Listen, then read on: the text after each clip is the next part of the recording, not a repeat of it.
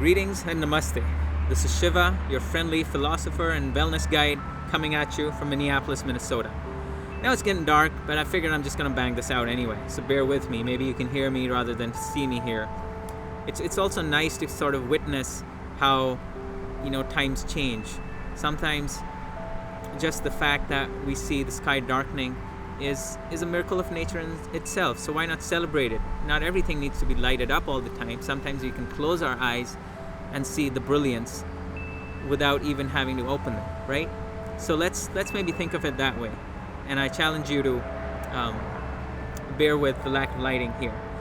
But we're coming to the fifth and final element in our Panchamahabhuta series of Akasha or space, air or Vayu, fire or Agni, Apa or water, and finally pṛthvī or earth, which is the grossest element of the five.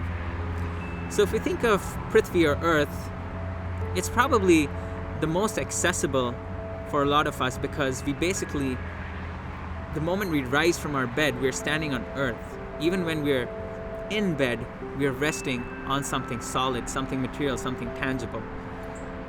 And the quality of earth is huge because it gives you structure, it gives you stability. Just think about a world where there was no earth. Just think about an earth, a planet which had only water. How would that work for us, at least in our present form, bipeds as we are? Think about if the world was just fire. It was just a molten core. As we go into the Earth's mantle, that's how it is. We wouldn't have a chance. We'd perish. We'd burn to a cinder. Think about if it was just a lot of whirly gases. We'd just be like maybe floating in never land, never having a chance to settle down. What would that do for our bodies? And if we had just space and we couldn't move because we didn't have the quality of air. So look at some of my earlier videos to try and get a sense of what these concepts mean. But let's look at earth. What does the element of earth mean to you? Does it convey a sense of stability, structure, grounding? Or maybe is it heaviness? Maybe is it something that gives out an odor, a strong smell, like the smell of earth? Think of how earth manifests in your life in different ways. How might these qualities manifest in different ways? When you think of being grounded physically, what does that mean? What does being centered emotionally mean? What does being mentally stable mean? And what does having a spiritual base mean, a foundation?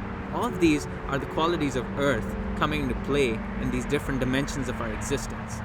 So over the next week or so, I'm just kind of giving out this invitation of contemplating, maybe just for a couple of minutes, any time of the day, during our lunch break, washing the dishes, just doing something mundane, something routine. Just think about the quality of earth, or any of the five great elements, really, if you're exploring the whole series, and see how that manifests in your life. What insights might that give you into how you might better integrate that element into your life, not just externally, but also internally. So on that note, and on this darkening sky note, this is Shiva signing off. Keep solid, keep grounded, and we'll see you soon.